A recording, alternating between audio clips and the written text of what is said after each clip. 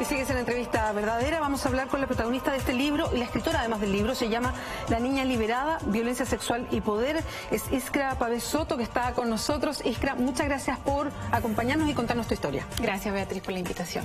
Vamos a estar regalando el libro además para ustedes que nos están escuchando a través de las redes sociales, como siempre. De ahí va a salir él o la ganadora y la producción, como siempre, se va a comunicar con ustedes. Iskra, primero, ¿por qué contar tu historia en un libro? Wow, primero por desahogo, para enfrentar un tabú, una vergüenza, culpa y principalmente lavar una herida que estaba sangrando y doliendo durante mucho tiempo. El proceso de escritura empezó primero como una catarsis. Yo no sabía que iba a transformarse en un libro. En un momento después pensé... ¿Era algo bien para ti? Sí, era algo para mí.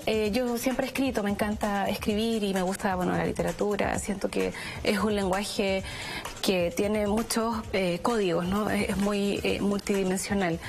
Después en un momento pensé que era una carta para mi mamá. Después pensé que era la historia de mi familia.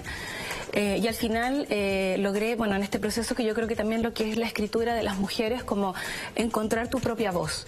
Y por eso el título es para liberar a esa niña que fui yo cuando era chica y sufrí esta experiencia tan traumática y enfrentar una serie de tabúes y de inseguridades y miedo, vergüenza y culpa que toda situación de abuso sexual deja en la víctima, ¿no? Y que uno lo acarrea, la psicología dice que será el estrés postraumático, etcétera. Pero en mi caso yo sentía que el hecho de escribir un libro y ordenar los hechos y ponerle nombre era decir, esto sucedió, porque en general yo sentía que esto estaba muy invisibilizado, y no solo en mi caso, en general en los casos de violencia pasa eso.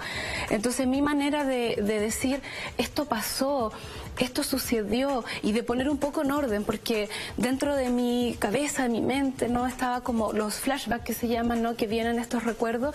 Entonces yo necesitaba ordenar y entender, si es que eso es posible, también lo podemos conversar, qué había pasado y cómo hay una cadena de actos que llevan no solo a una familia que pase esto, sino también un entorno, una comunidad, un país, un momento histórico. Entonces yo, por mi forma de ser, necesitaba tener todo eso ahí de alguna manera, como quizás si alguien pinta, hay un dibujo, ¿no? Hay otras artistas que yo he conocido que han hecho escultura. En mi caso, mi lenguaje es la escritura. Iskra, ¿y cuál es tu historia? ¿Qué es lo que te pasó a ti al interior de tu familia? Yo tengo el recuerdo desde que aproximadamente 3 años empecé a sufrir abuso sexual de parte de mi papá biológico. Y bueno, yo en esto también tengo una crítica respecto a todo lo que el derecho positivista ha influido, ¿no? Si son tocaciones, si es violación, que es más grave, no sé qué. Yo finalmente he optado por decir, si la víctima lo vivió como violencia sexual, ya está. Entonces, diferentes tipos de situaciones o manifestaciones que el derecho positivista quizás vendría aquí a calificar, y que yo te lo cuento como experiencias de tortura. Yo así lo defino en el libro, aunque sé que el artículo 1 de la Convención contra la Tortura lo define solo cuando son agentes del Estado que lo perpetran, ¿cierto?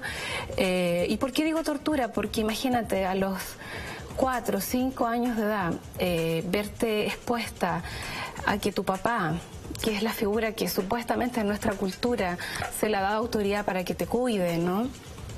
Y para que guíe una familia dentro de este modelo patriarcal, empiece a explorar tu cuerpo antes de que tú misma empieces a hacer eso, empiece a instalar una dinámica abusiva, amenazante, maltratadora, llena de silencio, con toda esta dinámica que tiene el abuso, que en el fondo también es un abuso de poder.